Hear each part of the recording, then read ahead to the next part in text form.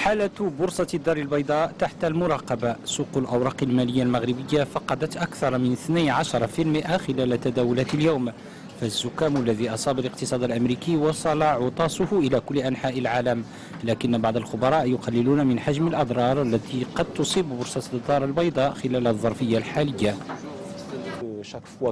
في كل مرة عندما تنخفض أو تنهار أسهم بورصة ما من بورصات العالم، من الطبيعي أن يخلق ذلك جوا من عدم الثقة لدى المستثمرين الذين يبدأون في طرح الأسئلة حول الاقتسام أو المشاركة. لا أعتقد أن هناك رابطا مباشرا بين بورصة الدار البيضاء والبورصات المالية العالمية،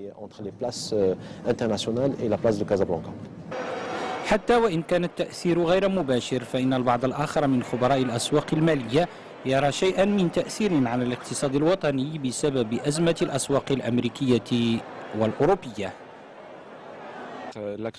قد تكون هناك آثار سلبية على السوق المالية المغربية، خصوصا مع تراجع سعر الدولار مقابل اليورو، وهذا ما سيؤثر على مداخيل الفوسفات ويزيد من صعوبات التي تواجهها الشركات المغربية في السوق الأوروبية.